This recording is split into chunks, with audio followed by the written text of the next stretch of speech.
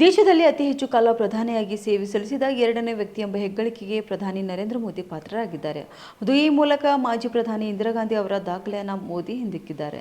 ಇಂದಿರಾ ಗಾಂಧಿ 1966ರ ಜನವರಿ 24ರಿಂದ 1977ರ March 24ರವರೆಗೆ ಅಂದರೆ ಸತತ 4077 ದಿನಗಳ ಕಾಲ ಪ್ರಧಾನಿಯಾಗಿ ಸೇವೆ ಸಲ್ಲಿಸಿರುವಂತಹ ದಾಖಲೆ ಹೊಂದಿದ್ದಾರೆ.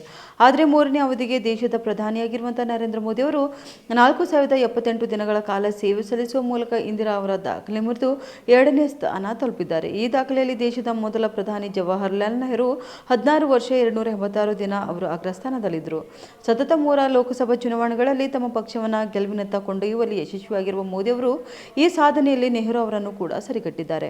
ರಾಜ್ಯ ಮತ್ತು ಕೇಂದ್ರದಲ್ಲಿ ಚುನಾಯಿತ ಸರ್ಕಾರದ ಮುಖ್ಯಸ್ಥರಾಗಿ ಮೋದಿ ಈಗಾಗಲೇ ಅತಿ ಹೆಚ್ಚು ಕಾಲ ಅಧಿಕಾರದಲ್ಲಿದ್ದಾರೆ. 2001ರಲ್ಲಿ ಗುಜರಾತ್ ಮುಖ್ಯಮಂತ್ರಿಯಾದಂತಹ ಮೋದಿ ಅವರು 2014ರಲ್ಲಿ ಪ್ರಧಾನಿಯಾಗಿ ಅಧಿಕಾರ ವಹಿಸಿಕೊಳ್ಳುವವರೆಗೂ ಸಿಎಂ ಸ್ಥಾನದಲ್ಲಿದ್ದರು. ಸ್ವಾತಂತ್ರ್ಯದ ನಂತರ ಜನಿಸಿದ ಮೊದಲ ಪ್ರಧಾನಿ ಕೂಡ ಮೋದಿ ಅವರಾಗಿದ್ದು ಅತಿ ಹೆಚ್ಚು ಕಾಲ ಅಧಿಕಾರದಲ್ಲಿದ್ದಂತಹ ಕಾಂಗ್ರೆಸ್ಸೇತರ ಪ್ರಧಾನಿ ಕೂಡ ಆಗಿದ್ದಾರೆ. ಇನ್ನು ಗುಜರಾತ್ ಮೂಲದ ಮೋದಿ ಕೇಂದ್ರ ಸರ್ಕಾರದ ಮುಖ್ಯಸ್ಥರಾಗಿ 2 ಅವಧಿಗಳ ಪೂರ್ಣ ಅಧಿಕಾರ ನಡೆಸಿದಂತಹ ಏಕೈಕ ಕಾಂಗ್ರೆಸ್ಸೇತರ ನಾಯಕರಾಗಿದ್ದಾರೆ.